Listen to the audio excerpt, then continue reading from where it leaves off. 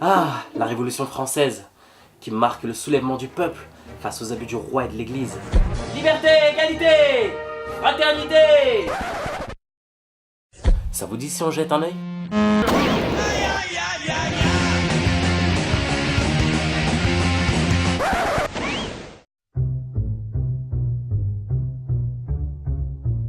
Faut croire que l'école n'a jamais réellement traité le sujet.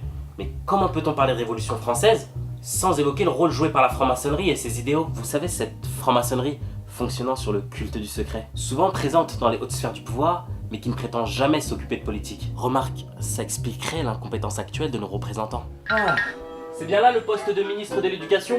Oui, oui, monsieur.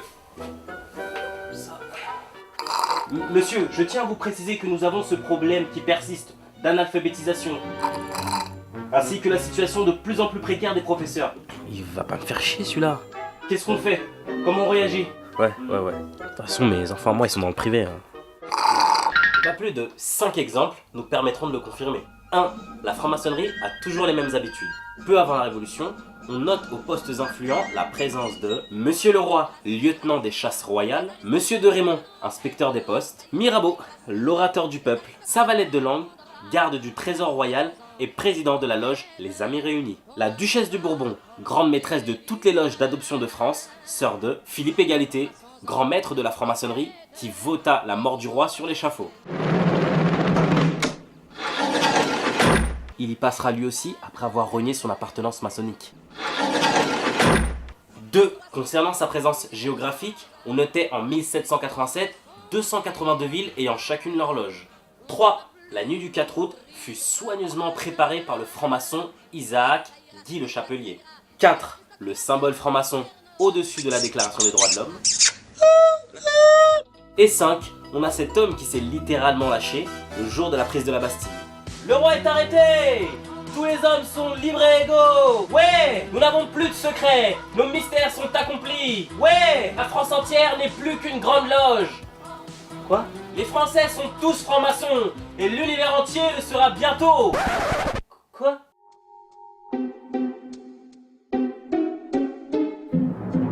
Une fois ceci démontré, pour l'économie, on retrouvera l'influence maçonnique à travers un autre mouvement. Un mouvement emblématique et tant chéri par nos écoles. Les Lumières! L'idée était de faire adopter le libéralisme comme modèle économique via les physiocrates. Les physiocrates étaient issus des Lumières et conseillaient le roi. Autant vous dire que les dégâts se sont fait vite ressentir.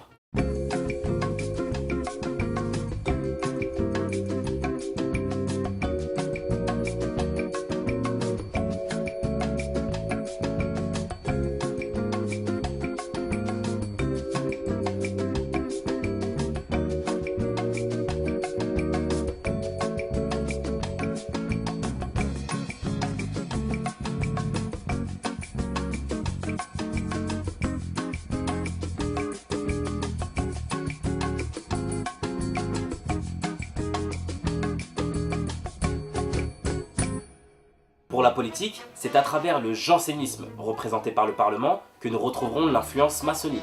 Le jansénisme est méconnu de nos livres scolaires. Il a pourtant survécu au roi Louis XIV et à la bulle Unigenitus du pape. Les objectifs du jansénisme, à entendre par là le Parlement, dont le président était rien d'autre qu'un franc-maçon, étaient de diminuer les pouvoirs du roi, de s'accaparer les affaires religieuses et de s'accaparer aussi l'enseignement, jusque-là traité par l'Église. Ce fut alors le début de la religion maçonnique que nous adoptons tous jusqu'à présent, qui n'est rien d'autre que, eh oui, la laïcité. Il faut inventer une religion républicaine. Cette religion républicaine qui doit accompagner la révolution matérielle, mais qui est la révolution spirituelle, c'est la laïcité. La République, pour s'établir, a besoin de former sa propre religion, qu'ils vont appeler d'ailleurs, ça c'est un paradoxe incroyable, en tout cas une surprise, c'est un étonnement pour moi, jeune chercheur, la laïcité.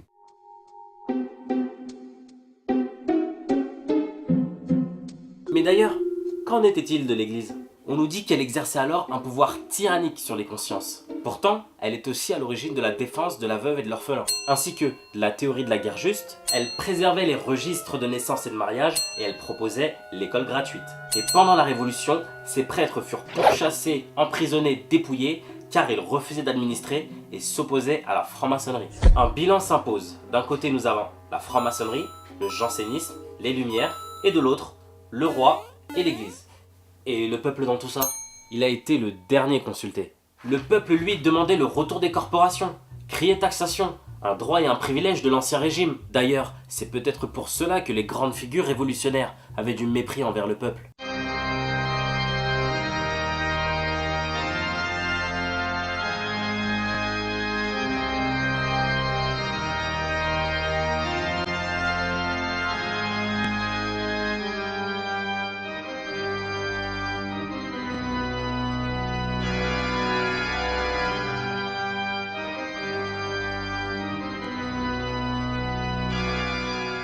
Du coup, la QQF tombe sous le sens.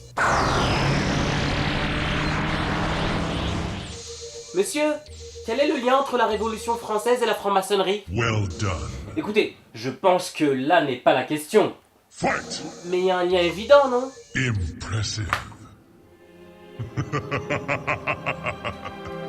La question que je me pose c'est, est-ce que l'école a pour intention de nous expliquer un jour le rôle de la franc-maçonnerie dans la Révolution française? Ou cela doit-il être caché?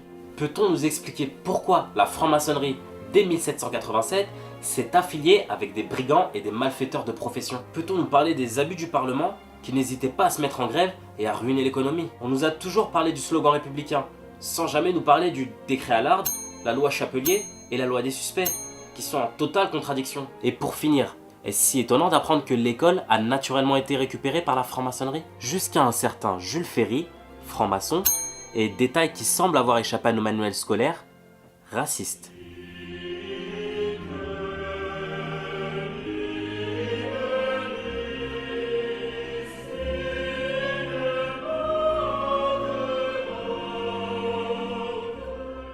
Sur ce, c'est encore à vous de choisir. Soit vous choisissez la pilule bleue. Bon retour dans la matrice. Ou vous choisissez la pilule rouge. Et c'est à vous que je donne rendez-vous pour le prochain Restez débranchés.